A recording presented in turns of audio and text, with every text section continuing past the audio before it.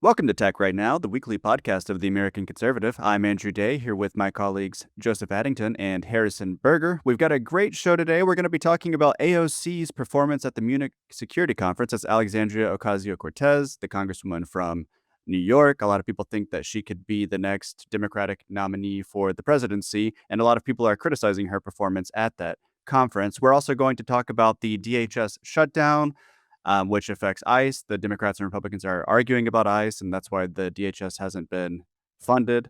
And we'll talk about Iran. I know it probably seems like this is getting a little repetitive because every single episode we talk about the military buildup around Iran and the possibility of U.S. strikes, but we kind of can't avoid the topic because that military buildup indeed is continuing, even intensifying. And we're getting reports this week that the U.S. might attack this weekend or will be ready to attack this weekend. And Harry, you interviewed somebody. We're probably going to paste that interview on the back end of this episode. I've forgotten the name of the woman you interviewed. Can you talk just briefly about who she was and why you talked to her? Actually, I'll be speaking with her this morning. It's Carrie Prejean Boller, who is on, or was on, I should say, the Religious Liberty Committee. She was removed after her passionate defense of her Christianity. She refused to endorse Zionism, which is something that every politician now in the United States is demanded that they do. To endorse Zionism, the idea not just that Jews should live in Israel, but that that should be a Jewish state, an ethno state, that Palestinians should basically not live there at all. If you advocate for Palestinians or Palestinian children, you're an anti-Semite, and that's what happened to her. She was labeled an anti-Semite by Israel Firsters, the Israel lobby, pretty viciously. The Wall Street Journal attacked her. Israel Hayom, which is owned by the Adelson family, attacked her. So the usual suspects. It was an entire campaign against her. Laura Loomer joined in. So we're going to talk about that, but also just how her views have evolved because there's a lot of people who are now speaking out um, very loudly about what has happened to Gaza, but also the control that this foreign government has over our own. And it's always interesting to find out, well, what made people flip so suddenly, or why didn't they feel how they do now, a year ago or two, when the same sorts of things were going on, though not as much in our faces as it is now. But there's always been pro-Israel censorship in the United States. That's been a regime in place for at least 30 years. We've been paying for Israel's wars for decades, as this magazine has covered. So it's interesting to discover, why people flip to our side, let's say. Yeah, there might be a preference cascade. And I should say for our listeners, Harry here is a Jew. And I'm a lapsed Christian, and Joseph's a Mormon. So we have a nice spectrum of religious opinion here on the podcast today. Let's talk about Munich first. Obviously, the elephant in the room at Munich, and the U.S. sent a lot of officials from the Trump administration, and then a lot of like Democrats went. Gavin Newsom went, Whitmer went, AOC obviously went, and the elephant in the room is that these people all want to be president, and so people are interpreting their performances in part through that lens. And for AOC, she's always, in my opinion, I think I said this in the Slack the other day, been a pretty compelling figure when talking about bread and butter issues. Like, she doesn't have my domestic policy preferences, but I recognize that there's a kind of coherent ideological view, and she seems quite confident when she's talking about domestic issues and economics and stuff. And even at this Munich conference, when she was talking about those issues and she tied them into foreign policy, I thought she performed reasonably well. But there obviously were also problems with her confidence and with her knowledge. It often seemed as if she was trying to remember things that she had been told to say, but she didn't really have a deep understanding. I have a quote here, and I should say she's getting criticized very heavily. Somewhat to my surprise. I mean, the right obviously is criticizing her. JD Vance was sort of teasing her when he was on Fox News the other day. The left is criticizing her, but maybe actually not as much as the right and the center, the like liberals. New York Magazine had a very critical report on her, and I'm going to quote from them. They say, question directly about whether the U.S. should send troops to defend Taiwan in the event of a Chinese invasion, Ocasio-Cortez stalled for about 20 seconds. And now they're quoting her. I think that this is such I think that this is of course a very longstanding policy of the United States. They put all of those filler words where she's trying to stall and think of something to say. They put that in the quote. And that was the main question that raised questions for other people about AOC's level of preparedness. She was clearly kind of auditioning, even though she denies this, auditioning in front of these like elite Europeans as someone who is going to restore a more normal U.S. foreign policy and care about our allies. And she has foreign policy chops. She's just not some, bartender from Queens or the Bronx or wherever she's from. But she seems to have failed because this is the clip that's going viral. And China Taiwan is like, arguably the most important foreign policy issue that the next U.S. president is going to have a deep knowledge about, because we don't want to be in a nuclear war with China, but also, at least a lot of people in the foreign policy establishment think it would be potentially catastrophic if China invaded Taiwan. And so there's a question about what path we're going to go down, and she seems to not have any understanding of this issue. um Joseph, what stood out to you about this AOC performance, about the reaction to it, and about what it says about her presidential aspirations? Yeah, to me, I think the most interesting thing is just how settled the Democratic Party has become on its foreign policy consensus, which is basically now the Biden administration line about democracy versus autocracy. That seems to be a very settled conclusion. There's not really much institutional disagreement. And to be fair to AOC, I saw some people criticizing her saying, well, she's a populist. She's uh why is she going back to this sort of very tired line instead of sort of the left-wing anti-war populism? There is a real conflict sort of that AOC is facing, which is that she is both a populist and the most institutionally acceptable populist in the Democratic Party. That's kind of her niche. She is the populist that also has links to the Democratic establishment. And that's a powerful position to occupy, but it necessarily requires some horse trading. And so I'm assuming that one of the things that made AOC take this more institutional establishment line is that if you're going to do some horse trading on policy matters, then it's better to do it on foreign policy than it is to do it on domestic policy What policy where she is can you strongest. clarify? So you think she's making a kind of gesture to the establishment on foreign policy to maintain those institutional ties and to free her up to be more of a left populist on bread and butter issues? That's the idea? I do. I would guess that she doesn't have super strong opinions on foreign policy one way or the other. And so this is the easiest way for her to throw a bone to the establishment Democratic politicians who do feel very strongly about this, who are very firmly in the Biden camp. We need to defend democracy. We need to, assist and protect liberalism abroad and so forth. That's very much the Democratic Party establishment line.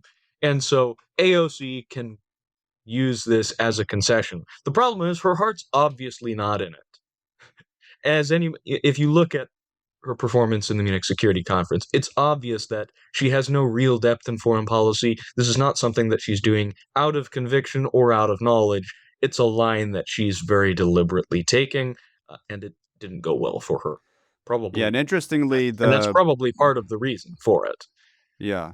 Interestingly, it was reported ahead of the Munich Security Conference that the progressive foreign policy thinker Matt Duss, who used to be the national security advisor or some kind of advisor to Bernie Sanders, was prepping AOC for Munich, because it's widely known that foreign policy is not really her thing. And on this democracy versus autocracy stuff, I agree with what you said, Joseph, and I think it's an interesting point that She was actually kind of confident when speaking about that because she clearly prepped to tie it into left populism to say, well, left populism is how we're going to bolster democracies and make sure that our countries don't slide into authoritarianism by enhancing like democratic resilience and giving people a stake in the government and this kind of thing. Um, and so she was confident and she was eloquent relatively when speaking about that issue, but the substance is still bad. Like it's still Bidenism, democracy versus autocracy is not a framework that I want to return to. And it's interesting that even the left populist so-called presidential candidate, and I'm sure she will be one, is all in on democracy versus autocracy, although with this kind of populist twist. Harry, you said some interesting things about this yesterday during our staff meeting. What was your take on AOC and about its relevance for her presidential aspirations? Well, like I said, I thought it was a real disaster, just putting aside her presidential aspirations. As I said in our meeting, her main purpose that she serves for the Democratic Party is to be this sort of clip farmer for the DNC because she doesn't actually write laws. She doesn't pass any legislation. Those democratic or domestic policies that she may have, where she may speak eloquently about some of them and tie it into left-right populism in a meaningful way, she doesn't really get anything done, and I think that's a valid criticism. She says herself, she goes to Politico and she tells them that she's a team player now, so there's nothing radical about her anymore. She's rid herself of any radical streak that she has, and I agree with you completely, Joseph, that the Democratic Party has settled when it comes to foreign policy. There's also nothing radical about it. I think the most radical it ever was, the closest it came to our views of restraint, was with something like Bernie Sanders' 2016 campaign, where he was talking about our involvement in Syria, well, mainly about the forever wars that we had been involved in at the time in Iraq and Afghanistan, and was saying a lot of the same things as Donald Trump. There was a lot of overlap of those two campaigns. But then what happened was they launched this giant hoax called Russiagate, which uh, turned the Democratic establishment and just liberals and progressives in general into bitter Russia hawks who believed sincerely at the time that Putin had stolen as they called it, American democracy. And so, almost like an act of war on par with Pearl Harbor or 9/11, as it was compared to at the time, we would have to confront and retaliate against Russia. I think that was ultimately a major uh, that helped to drive the war with the proxy war with Ukraine that's still ongoing. Which, as AOC mentioned in her speech, she still supports the entire Democratic Party establishment. Still supports AOC's main issue, though. I think when it comes to the Democratic Party and even the Democratic Party base, has to be Israel, as I, I forget who wrote about it in the magazine this week. I think it was Eldar Mammadov wrote it's a column that it came out today. We're speaking on Thursday morning. perfect. Um, and the problem is that she's constantly voting to send weapons to Israel. She calls it a genocide now. She refused to do that for almost 2 years. Rather, she was campaigning for one of the main perpetrators of the genocide, Kamala Harris and Joe Biden and that administration, even going as far as to lie to the American people on the stage of the Democratic National Convention, just spreading the total lie that the administration was, quote, working tirelessly to obtain a ceasefire. All the while, we were sending Israel and Netanyahu government all the weapons that they needed to kill tens of thousands, perhaps over 100,000 innocent Palestinians in Gaza, blocking all aid from entering that strip. So I think that's her main problem, and something that she'll have to overcome. I don't think she can at all if she ever decides to run for president. She's just a mess. Yeah, that's the third thing that was interesting to people about AOC's performance is that she referred to Israel's assault on Gaza as a genocide. So that's one thing. And then the democracy versus autocracy with the kind of populist twist. And then this totally flubbed answer to a very important question about Taiwan. And, this whole Russia Ukraine thing, I agree with you that Russiagate played a big role in kind of priming the Democratic Party to lead this, nothing about Ukraine without Ukraine approach to the Russian invasion. And she even said that line at Munich, by the way, just to show like how much this was, as you put it earlier, warmed over Bidenism. One thing that's interesting to me about that is like the US, in my analysis, kind of created the Ukraine crisis. Like in 2008, we were pushing for Ukraine to join NATO against over strong European objections, especially from France and Germany. And they were saying, this is a bad idea. It's very provocative to Russia. And then we played a big role in funding the Maidan coup and in being involved in, the post-coup kind of new political restructuring in Kyiv. Um, and, then we continued to push for Ukraine to join NATO. We were sending, Trump actually was the first US president to send lethal weaponry to Ukraine. We were pushing for interoperability between Ukraine and NATO countries. And then right up until just before the invasion, when Russia was saying, okay, you need to rule out NATO expansion into Ukraine. Biden had Blinken signed the strategic partnership agreement in November 2021 with his counterpart in Ukraine, and this historian Robert Service said that was the last straw for Putin, right? And then Putin invaded, and then Biden was the one who led this, strong reaction and kind of rallied the European countries to join the U.S. and like funding Ukraine indefinitely and giving them way more weapons and assistance than I think Putin was waiting for. So we drove all that, but now it's like the US is kind of backing off and becoming more pragmatic, and the Europeans have continued to be very hawkish on Russia, now are much more than we are in America. And it's, I guess, it was a question, what are the Democrats going to do? How are they going to approach this issue? And AOC's answers to the questions related to Ukraine make me think whoever wins, if a Democratic nominee wins the presidency, it's going to be a return to Bidenism. And I think that that's interesting, and the Trump administration should lean into that in these negotiations with Russia over Ukraine. They should say, we are your last chance to get some sort of agreement that involves pushing Ukraine to make major concessions. They could even say this in terms of the midterms, like you better do this before the midterms happen because the Democrats might, win control of the House and the Senate, and things are going to be much more difficult for you then.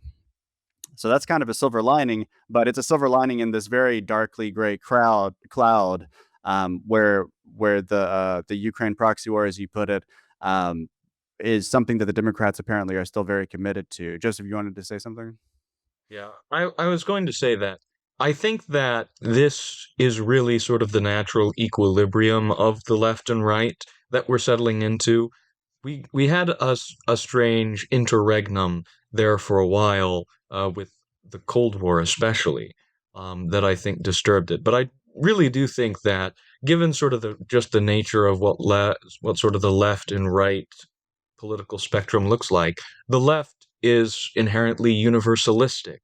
It wants a transformation of things. It doesn't like to limit itself specifically to the American national interest, whereas the right is particularist. The conservatives, nationalists care about America and American interests. And that is always going to be inherently much less interventionist than a more universalistic outlook that wants to transform the world into some new political order, which the left, broadly speaking, has always supported, whether that's under the form of communism or socialism or human rights, however you want to put it. That has always been a major motivation. There, and traditionally, the anti-war left movement has often been as much about sort of dislike of America, uh, and it's related. You get anti-imperialism as well mixed up in there, but these are all sort of very contingent opinions. And once that once we've left the Cold War era, then I think that's going to be much less and less the case. I think the one exception is like genuine pacifism, which is just always going to be a very small and probably uninfluential position. Yeah. Yeah, why don't we move on to Iran now? And as I said earlier, I recognize that maybe these episodes are starting to get a little repetitive, but we can't really help but talk about this issue. I'm going to read something from the New York Times just to kind of give a sense of the state of play currently. The lead is the rapid buildup of U.S. forces in the Middle East has progressed to the point that President Trump has the option to take military action against Iran as soon as this weekend, administration and Pentagon officials said, leaving the White House with high stakes choices about pursuing diplomacy or war. Mr. Trump has given no indication that he has made a decision about how to proceed, but the drive to assemble a military force capable of striking Iran's nuclear program, its ballistic missiles, and accompanying launch sites has continued this week despite indirect talks between the two nations on Tuesday. That's, the quote. Those negotiations in Geneva on Tuesday have been referred to as indirect, but to my understanding, Steve Witkoff and Jared Kushner, they talked directly to Abbas Araghchi, the foreign minister of Iran. And we heard some optimistic things from the Iranian side after that. I think they wanted 2 weeks, and maybe the U.S. said they could have 2 weeks to come back with some sort of proposal. They indicated that there was agreement on some like baseline principles or something. And people got a little hopeful after hearing that, although the U.S. side was being much more quiet about what had transpired. But now no one's hopeful. Like everyone who's watching this, I think, who had previously been thinking that the negotiations are serious and could lead to a deal, are much more pessimistic. For example, Trita Parsi of the Quincy Institute sounds more pessimistic than he did last week or 2 weeks ago, I think. So it's the question we ask every week: are we going to war with Iran, and why? And what are you watching? And is Trump in a bind and he can't get out of it, or like it looks obviously like we're about to strike Iran, where a second aircraft carrier is about to be in the Middle East, or it's already technically there, but it hasn't arrived at its final destination. We're sending dozens of fighter jets, just like in recent days, I believe. We moved all of these air defense batteries and missile interceptors to the Middle East, which is a strong sign that we're preparing to intercept Iranian retaliation. Harry, where do you think all this is going? Do you have any hope that this doesn't end in war? No, and I agree with what John Mearsheimer said on Judge Napolitano 2 days ago, or maybe it was 3 days ago. It was this week. And he said that even if Trump is acting in good faith with these negotiations now, the Israelis have already indicated that they plan to strike Iran one way or the other, whether it's with our planes or theirs and their missiles. And if they do strike Iran, Iran will obviously retaliate with their ballistic and hypersonic missiles against Israel. And if that happens, then the United States will, of course, move in to intercept and also defend Israel, just as we do every single time Israel is attacked, because that's what we do, the United States. We defend Israel, no matter what. So either way, there will be some military involvement from the United States on behalf of Israel, again, fighting Israel's wars, whether it's boots on the ground or to what extent the American military involvement will be is unclear, but obviously there'll be something. If the Israelis are going to attack, then yeah, and they said they will. Yeah, it's interesting. I have something to say about that, and I agree with you. Although I think Mearsheimer put it at like 50% that there will be a war, right? So he has some hope that it won't be. I could be mistaken about that. But Joseph, what's your take on all this? Yeah, I am significantly more pessimistic now. I had hoped that that Trump would be more sensitive to sort of the political cost of this, but given the scale of the movements of the material and everything that we're seeing, I think it's very obvious that the U.S. is gearing up for some kind of military action in the region, and I just think that it would be unlikely that all of this would be some kind of show of force. It's possible, but it seems like it would be ludicrous overkill to do all this just as some kind of pressure or negotiating tactic. Um, And there's always the additional element, as Harry said, of Israeli involvement and intervention. And, you know, it's possible that Trump could go tell the Israelis to kick rocks, but I don't think that we've seen anything in the past that would indicate that that would actually happen. So that's the real sort of defining factor here. Yeah, and I mean, at this point, he can't tell them to go kick rocks. I mean, he can, but even if he did, I don't know if it would matter because what he needs to communicate right now to Israel is that if it attacked Iran, we would not defend it, right?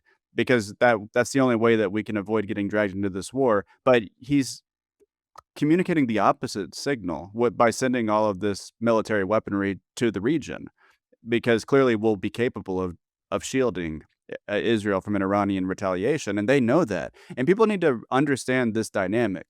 People talk about nuclear brinkmanship and how there's a kind of nuclear blackmail element to the Israel-U.S. relationship, and a lot of times this gets like misconstrued by kind of uninformed people on Twitter. So, for example, Jonathan Pollard, that's his name, right? Um, the spy who is giving secrets to Israel.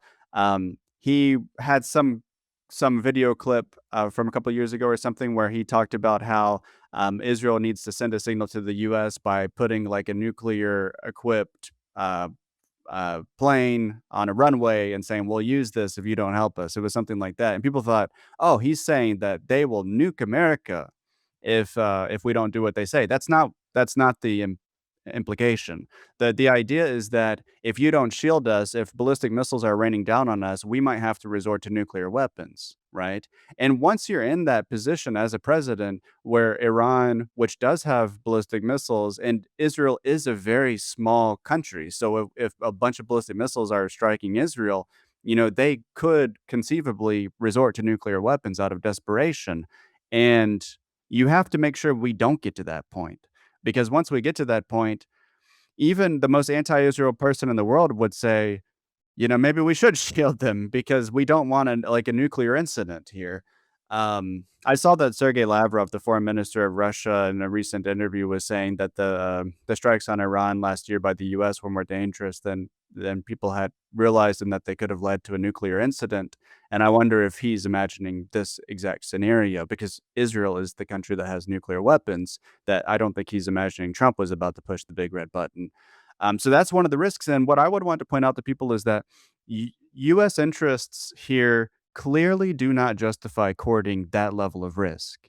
Like Iran is a small power on the other side of the war. It poses no military threat to our homeland. It is not an aspiring regional hegemon, at least if you think in terms of its capabilities. The U.S. does try, the U.S. does and probably should, when necessary, intervene abroad to prevent the rise of a regional hegemon. That's kind of realism 101. And sometimes people talk about the Middle East as if Iran is the potential regional hegemon. It's not. It barely has a sphere of influence within its own borders, Israel is the aspiring regional hegemon in the Middle East. And I think what we're on the verge of doing is creating a regional hegemon by helping Israel take out Iran. And then Israel would be able to exert its power across an extremely economically important region of the world. And there's nothing realist about that. Like, to me, this whole thing seems crazy. Like, we clearly should not do this. I've been more positive about Trump's foreign policy than I think maybe everybody at TAC. Uh, on Iran, I totally, yeah, I'm completely critical. Like, this is nuts. Like, they were abiding by the JCPOA. They seem to be willing to talk and negotiate their nuclear program now.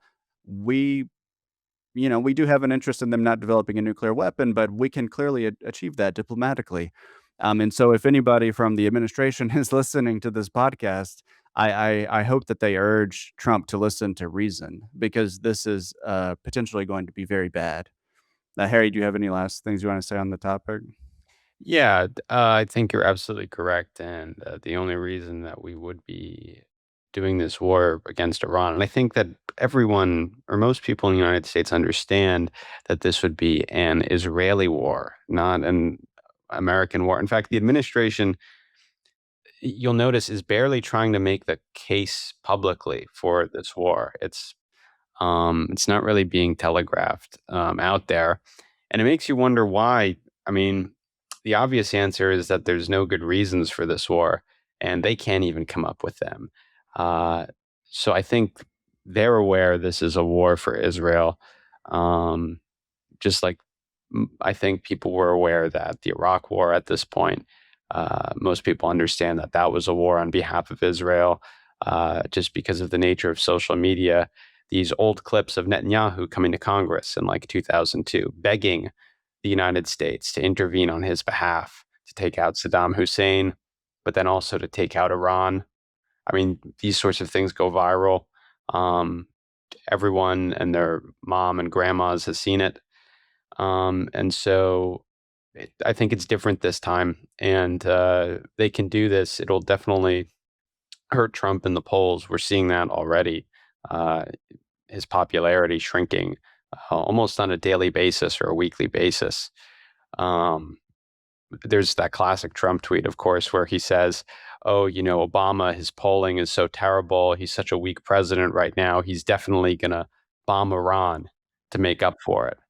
Um, and maybe there is a way out of it politically for Trump in the short term. I mean, it's just the case that we have such a well-functioning corporate media propaganda apparatus that anytime we bomb a country, they show the video feed of the big ship in the ocean shooting the missiles like fireworks in the sky, and all the anchors cheer and go crazy. Um, I mean, as literal cheerleaders for the Department of War. And so if we do get into a war with Iran, they'll do that again. And so maybe that propaganda will work, but I don't know. I'm curious. The Democrats have turned against Israel. The geriatric Democratic establishment hasn't. But as we were talking about earlier, AOC now calls the Gaza war or assault a genocide.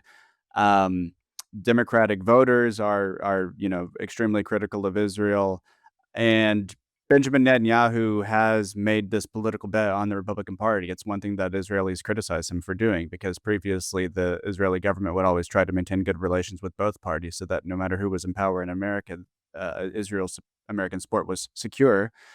And so, given this kind of changing political dynamic, I wonder if Trump has more leverage vis-a-vis Israel than he realizes. Like, he could tell them to go kick rocks. Like, what do they do if he tells them to go kick rocks? I think the problem is that Israel is very acutely aware of the fact that they are losing credit on both sides of the American political spectrum. And so, in many ways, there's a sense that, like, we got to get the juice out of the US while there's juice to be gotten. This is our last chance to get something really good out of the United States before both parties become incredibly skeptical. So I think that's a big I don't political disagree bet. with you, but what could they do? What could they do if Trump doesn't, if he says, okay, I'm no longer the biggest supporter of Israel of all time, like, this isn't working Well, out for me? here's the thing, like I think the criticism from the Democratic Party or from Democrats and from Republicans toward Israel is very different. So what you hear from conservatives, I think, or conservatives who are my age, is that Israel controls the United States, that they control our politicians. They're writing these free speech laws or these censorship laws in the United States based on the IHRA definition. They're taking over college campuses with basically like this Zionist supremacy ideology, which says that, if you object to what Israel's doing in Gaza, you're an anti-Semite, you're going to be punished. That's the critique, I think, from the right, from the left. If you listen to people like AOC or Bernie Sanders, they're talking about very specifically the Netanyahu government. And so all that Israel would have to do is just change their government to some liberal Zionist guy. They can continue to oppress the Palestinians as they've done for decades. Maybe younger generations, Gen Z, as they are in both parties, will be upset with that. But the older Democrats, especially if they're Jewish, because there's a lot of Jewish critics of the Israeli government, but not of Israel itself. They love Israel. They love those anti-Semitism laws, too, that we have in the United States. Democrats do, because Democrats generally don't like free speech. They're in favor of censorship. And so it's very possible that like a left-wing Israeli government could maintain relations with the Democratic Party, whereas I think younger conservatives, Israel just has completely lost them, and even older generations too, specifically because of what they've done to free speech, so beyond just the genocide, just their control politically of the United States. Yeah, but I mean, going back to the question, I'm curious because I don't think Trump is thinking that way. Like, okay, if I don't give Israel what they want, then there will be a future liberal Zionist Israeli government that will be partnering with the Democratic Party. Like, I'm wondering, the stuff that you mentioned, like the Israel lobby's growing influence on college campuses after all of the Gaza protests happened and freaked them out. A lot of the reason they're able to accomplish that is because Trump has become kind of a vehicle for the Israel lobby. And so it seems as if he feels, he's not the most ideological guy. He kind of responds to his political constraints and incentives as he instinctively feels them. And to me, it seems obvious that he is barreling toward a war that could be really bad for him politically, right? And that is unpopular according to the polls, especially when you consider that it's harder to imagine like targeted strikes this time because it's not clear what targets he would strike, right? So I don't think there's going to be any kind of like Operation Midnight Hammer as we did in June in Iran or any kind of Venezuela style night raid. It's going to be something much bigger. I mean, I can't think of any like small scale operation that he could say was a win, you know. So it seems politically bad for him, and yet he's still doing it. Um, if he just doesn't do it, what does Israel do if he doesn't do it? Like, why does he feel so constrained? What is their leverage? Well, everyone's been asking that for a long time. It may have something to do with the Epstein stuff. We obviously know now that Epstein was one of Israel's top guys in the U.S. with all sorts of connection, but we just don't know. It's all a matter of speculation, whether it's the Adelsons and just the money that they give him, but they have I'm pretty skeptical that there's some sort of blackmail on that level. I think Netanyahu has hinted at blackmail to presidents before. With Bill Clinton, apparently Israel claimed to have had um, tapes of phone calls, like sexually explicit phone calls between Monica Lewinsky and Clinton. But I don't know. I think it's something else. Like, I don't know, Joseph. Before we move on, do you have a read on this, the politics of it? I mean, I suppose it would just be a question of, how all the establishment parties would take it if, Tel Aviv got blown up by Iranian ballistic missiles. That would definitely be something novel. I, if it's difficult to conceive of the United States because I mean, I think Trump could say that.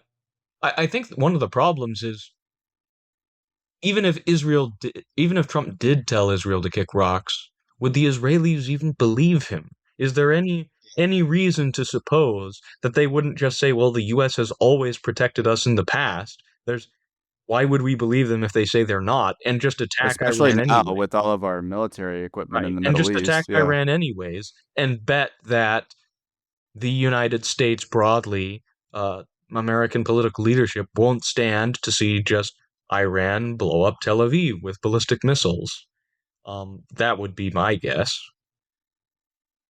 It would certainly destabilize the region, but yeah, I mean, I don't know it's hard to say what the implications would be if the United States didn't step in and protect Israel in that kind of situation. Yeah, but I think if that's interesting, and if that's the case, then maybe the argument to Trump should be, you're making it more likely that ballistic missiles are going to hit Tel Aviv. Iran's not. Iran has never just aggressively done something like that to Israel, right? I mean, they funded their militant groups in the Middle East that have antagonized Israel, like Hezbollah, but the recent kind of tit for tat strikes that we've seen between Israel and Iran since 2024, Israel was always the first mover. Yeah, and even Hezbollah was not founded by Iran. It was founded in Lebanon in response to the Israeli invasion and occupation. Of the 80s, yeah.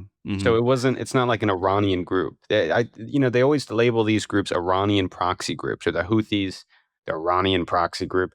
Okay, yeah, they have connections to Iran, just like the European governments have NATO, and they have a connection to the United States military. Militaries in just countries have alliances with one another. It's okay; they're allowed to do that.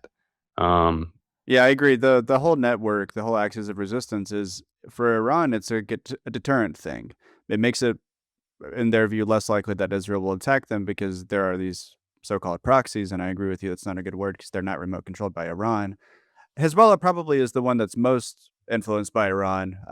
Houthis maybe the least. And then there are these like militant groups in Iraq, and then there's Hamas. But and then there used to be Bashar al-Assad in Syria, but his government fell. He was the main like state network of the axis of resistance for Iran.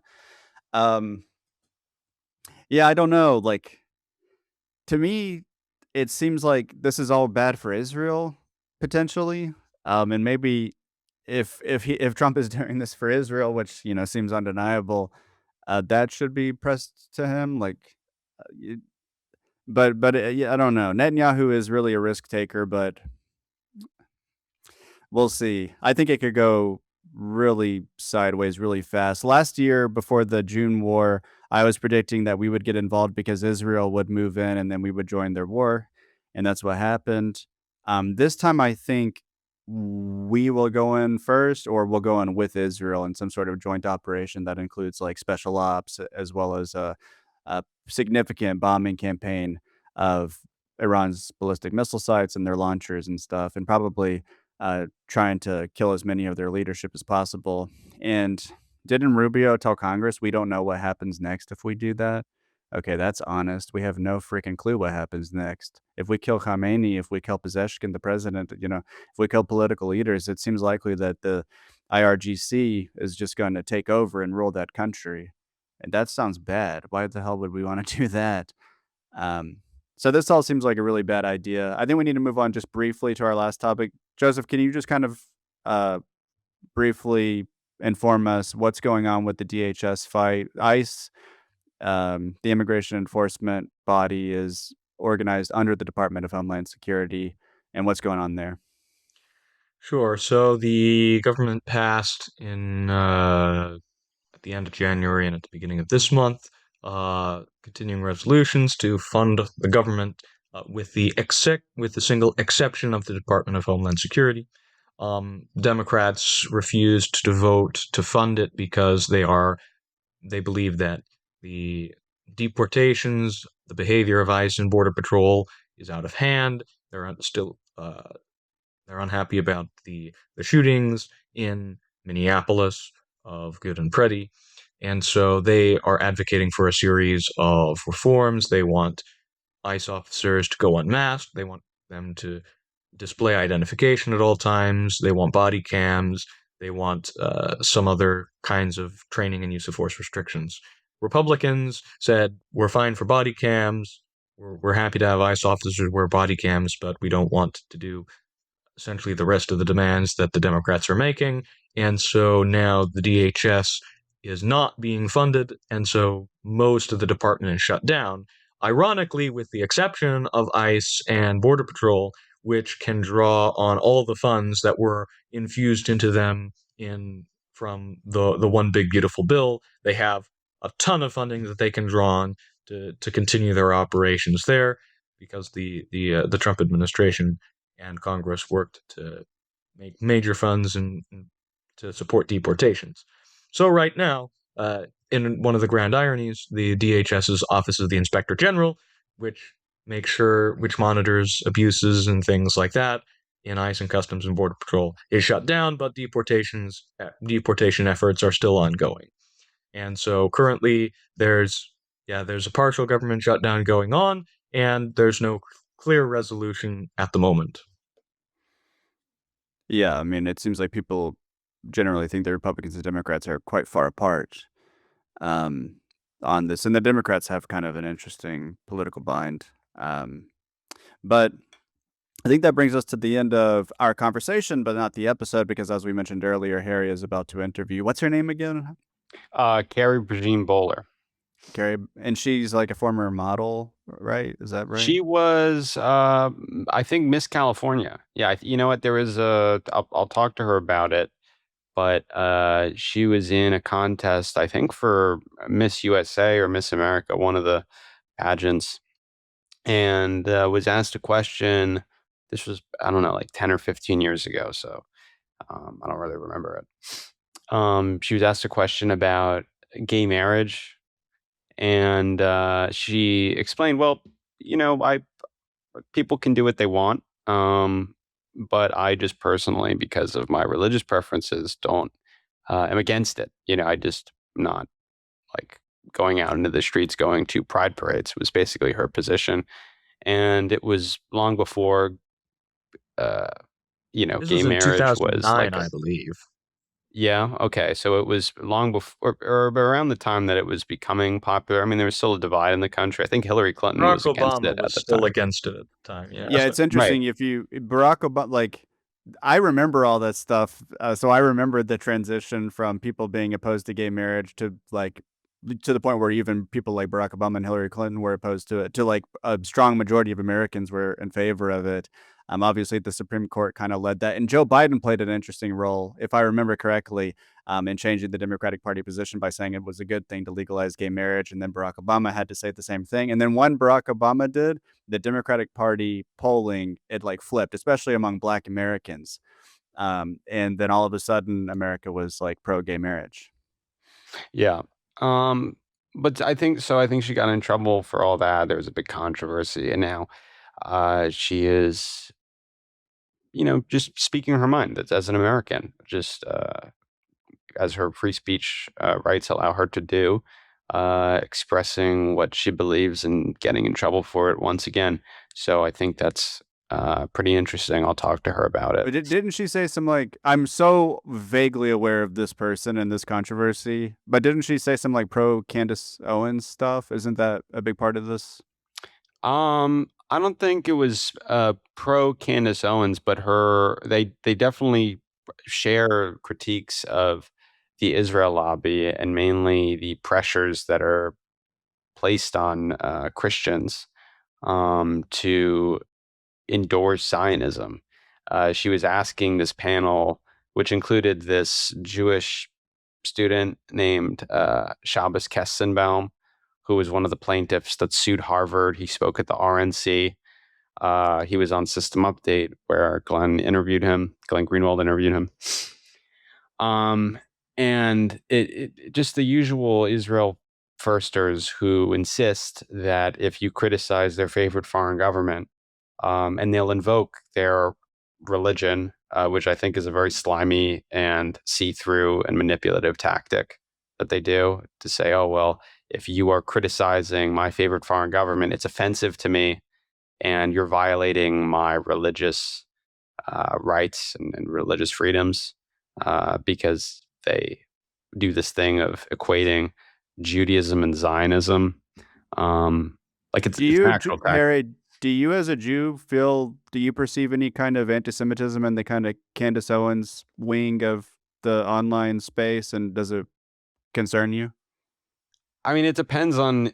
I don't know how much of the what is called anti-Semitism online is earnest. I think that a lot of it is like anything that we've had, whether it's like discourse around trans issues or any hot topic, where if you tell somebody you cannot criticize this group, you cannot make jokes about this group, then it's like a radical thing to make jokes about or to say offensive things about that group, and it becomes transgressive. And this is just what's been created by, I think, the Israel lobby.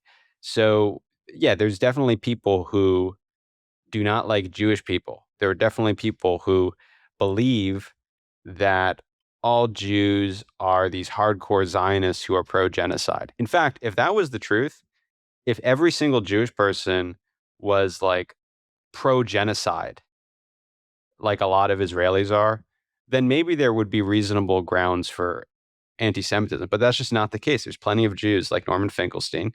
In fact, it was Jewish people at colleges who were leading the protests against their administrations and against this foreign government. And so I think that even Carrie Boller, she invited Norman Finkelstein to this committee to speak. She invited this Rabbi Shapiro from New York City, who is not a Zionist. I don't know if he's like anti-Zionist, radically anti-Zionist, but he's not an Israel supporter. He's very Jewish. He wears, traditional Hasidic clothing. There's all sorts of groups like the Torah Jews who are like that too.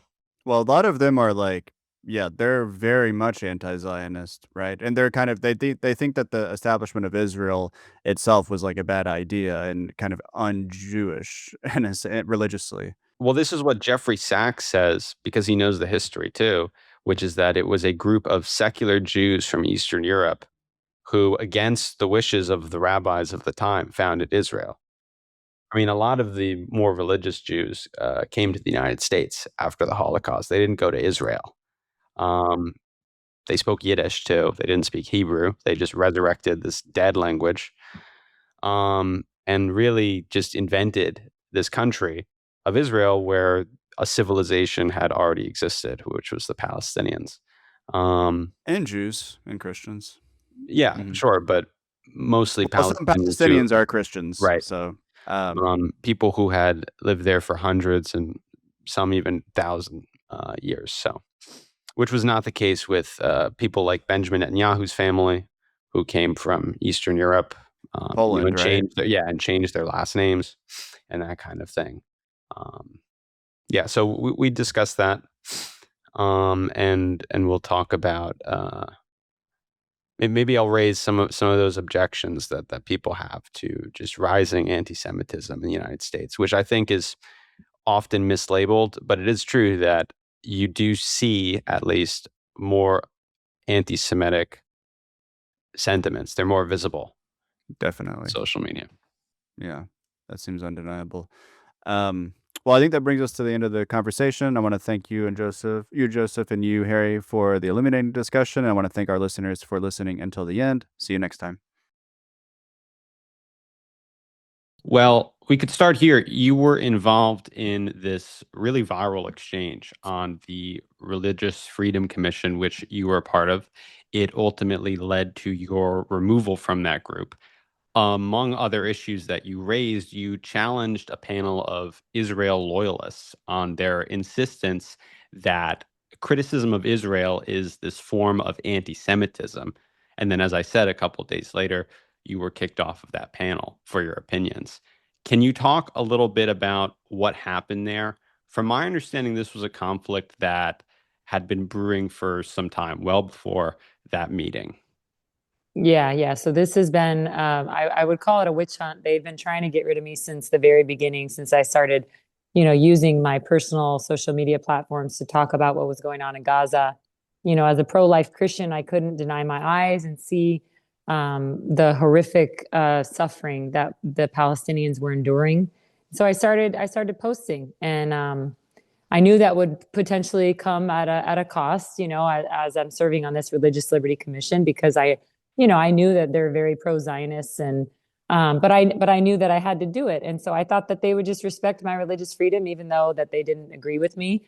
I have every right to do it. I'm not a governmental employee. I'm not paid by this position. It's all volunteer.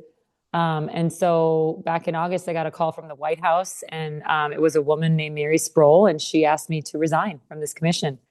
And immediately I knew right away why she was asking me to do it. But I asked her, I said, under what grounds are you asking me to resign? Because I'm not resigning unless I hear from the president. I'm not resigning. And she said, well, I've been instructed to call you by Paula White, Dan Patrick, and a woman named Brittany Baldwin, who used to work for Ted Cruz.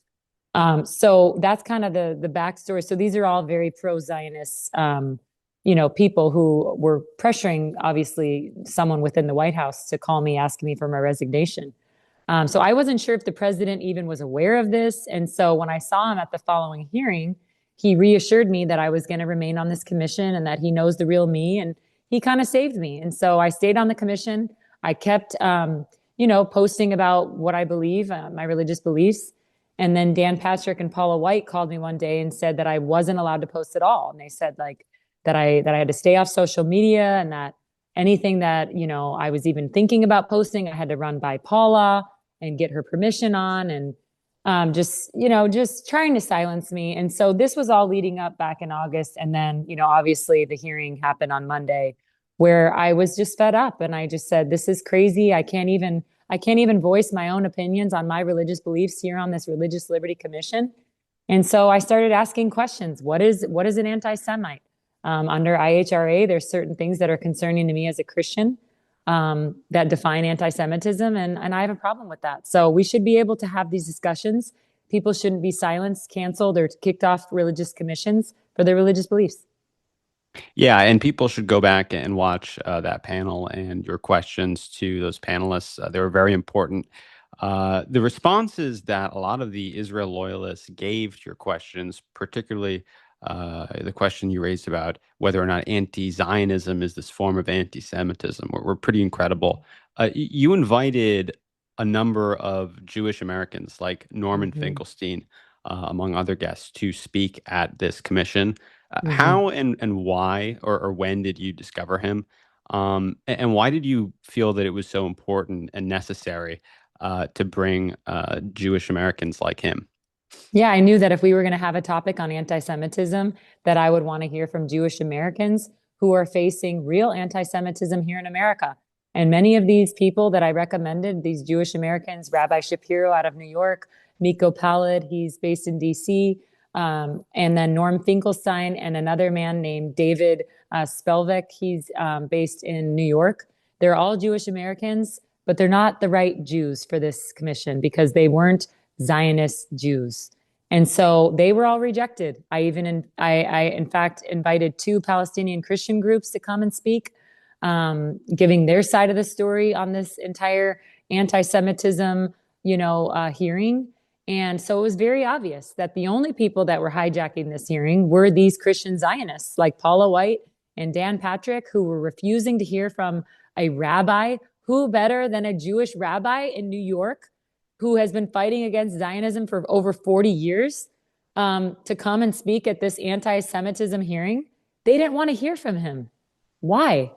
Because you have to be a certain type of Jew in order to be invited to this. You can't be an anti-Zionist and be a Jewish American and have your voices be heard. That's anti-Semitism in itself. So, I was the only one that actually wanted to hear from Jewish Americans who were facing religious persecution here in America, and they didn't want to hear from them. So you've said on a couple of podcasts I've seen that over the course of the last couple of days that you would rather die than bend the knee to Israel, which is actually how I think an increasing number of Americans are feeling these days, given the very aggressive tactics of the Israeli genocide defender crowd. There is obviously this extremely well-financed Israeli campaign to propagandize Americans to love that foreign government, particularly to propagandize American Christians and to pressure them to love Israel. And this has been the case for a while within the American Christian community. What has been your experience and observations of that? Yeah, no, I think that Christianity has been hijacked. I mean, let's be honest, this goes back to a theological debate. I mean, really, that's what it comes down to. So they believe that they have a right, to go in and kill all these innocent Palestinians because, the Bible says that they can do that, I guess. I don't know. I mean, Lindsey Graham says that if you don't bless Israel, that God's going to curse you. And that, I mean, this is crazy. Ted Cruz is saying those who bless Israel will be blessed. He's literally making the claim that those who support Bibi Netanyahu's political state of Israel, atheist state of Israel, will be blessed. And if you don't support it, what's going to happen? You're going to die. The Lord's going to pull the plug on Americans. This is crazy. This is heretical teaching. And I, as a Catholic, reject that. That is not what we've been taught for 2,000 years. The political state of Israel has no biblical significance at all as far as the nation being created. There's no mandate by God that the Jews be brought back to their homeland in Israel. In fact, Rabbi Shapiro has said many times publicly that the Jewish teaching is that they're in exile right now. And so for them to be brought back to their land goes against, their religious beliefs. So this does go back to a theological discussion, and it's one that needs to be talked about, because I think Christianity has been subverted and it's been hijacked by these Christian Zionists like Ted Cruz and by Dan Patrick and Paula Weitz, who say that if you don't support the state of Israel, a foreign nation that is committing genocide, that God won't bless you. I reject that. That's heretical, and that's blasphemous, actually, because I serve a God that doesn't want innocent people killed. Okay? So for them to say that they can just go in and commit genocide in the name of God, I reject that. And every Christian should reject that. Right. Now, I want to ask you about a criticism that I've seen online in recent days, particularly from, I would say, the pro-Palestinian crowd. So people who have been interested in these issues for a long time, going back maybe even a decade, when Israel was bombing the Gaza Strip in 2014, in 2012, in 2008. They've been doing it for a very long time, as well as repressing the West Bank and the Palestinians who live there. I guess that there's some people who've suggested that your advocacy now is opportunistic. I guess my question is, how long have you felt this way about the parasitic influence of the Israel lobby on American politics, and why did you decide to speak out now and not sooner, like 2 years ago or earlier than that? I was speaking out years ago. I was from the very beginning. I've never shied away from the way I feel. I was serving on this Religious Liberty Commission, and I was speaking out publicly, even with the risk of being threatened, even with the risk of being fired from this commission, being asked to resign. I continued to stand. I wasn't going to allow them to bully me and silence me because I don't agree with their biblical theology. I mean, that's crazy. This is a religious freedom commission, and I don't have my own religious freedom to reject theirs. That's insanity. I mean, it's literally like, I don't even want to laugh because it's not even funny, but you can't even make this up. That I'm being told that I have to now believe in their religious beliefs in order to serve on this religious liberty commission. So no, it's not opportunistic at all. I mean, I've been facing tremendous amount of backlash, and look at, Dan Patrick trying to remove me from this commission, trying to humiliate me, discredit me, say that I'm not a real Catholic because I just converted a year ago. Well, part of my conversion was because of this heretical teaching of dispensationalism. And I recognize that it is a heretical teaching, and that the Catholic Church is the one true church, and that, they've been teaching for 2,000 years what the church teaches, and it doesn't at all embrace Zionism at all. So I want to ask you one final question. And I will say second. I will say, I don't have a podcast. I don't make any money from anything that I do. I don't have a platform other than my little social media. So how is this opportunistic? How is this opportunistic that I'm now facing death threats and attacks? No, it shows you how my religious beliefs mean more to me than any access to the White House or any fancy invites. No, my faith in Christ is so important to me that I would rather die than deny my faith in Christ. That's how important it is to me. So I take offense to anybody that says that this is opportunistic. Right. Well, as one final question, I was listening to Candace, I guess it was yesterday, or it was from her show from last week, and she was suggesting that MAGA, this movement that Trump really started in 2016, that movement is dead, that it's been replaced by something else that's called MEGA, or Make Israel Great Again. Now, you've known President Trump for a long time. Is it your view that he has abandoned MAGA in favor of this new cause called MEGA? I mean, it's a question that a lot of people are asking, and I'm experiencing it in real time, that I can't criticize a foreign country. I can't embrace my own religious freedom in America and stay on a commission because I'm questioning Israel. What is going on here? Why is Israel being mentioned at an anti-Semitism hearing? Why are we equating anti-Zionism with anti-Semitism? I mean, you're a Jewish person, right? Yeah. You're a Jewish person. Is it anti-Semitic for me not to support Zionism? Am I an anti-Semite? No, in fact, I would say people like Norman Finkelstein are really the antidote to anti-Semitism, whereas someone like Shabbos Kestenbaum, who claims that Zionism is what we all support as Jewish people, Yeah. that we all support genocide and murdering Palestinian children, that's Yeah. inherent to our religion. No, that spreads anti-Semitism. So I absolutely agree with you. Yeah. Well, thank you for publicly saying that. And I know that there's a lot of Jewish people that support me who don't embrace Zionism and they don't want any allegiance to a foreign country, just as I don't.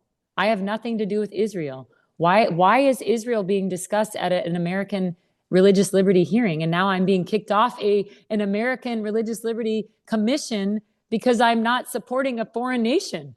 This is crazy. And so to answer your question, I really hope that Trump hasn't abandoned MAGA. I really do, because he ran on Make America Great Again. And let me tell you, you don't make America great again by kicking off a Catholic mom on a religious liberty commission because she's Catholic. That's not how you make America great again. And that's definitely not going to help J.D. Vance if he stays silent on this topic and just thinks that this is all going to go away and he's just going to be ushered in as the new president. MAGA is divided, and they're divided over Israel and the support and the tremendous amount of what's the word? Just influence that they have over our American politicians. We're seeing it now. It's no longer a conspiracy. We're witnessing it in real time with the Epstein files, with what's going on with me, and people are done. And I really hope the president stands firm with what he originally ran on, which is Make America Great Again. Not make Israel great again, make America great again. It's so true. Well, thank you so much for doing this. I appreciate you taking the time to talk to us at the American Conservative.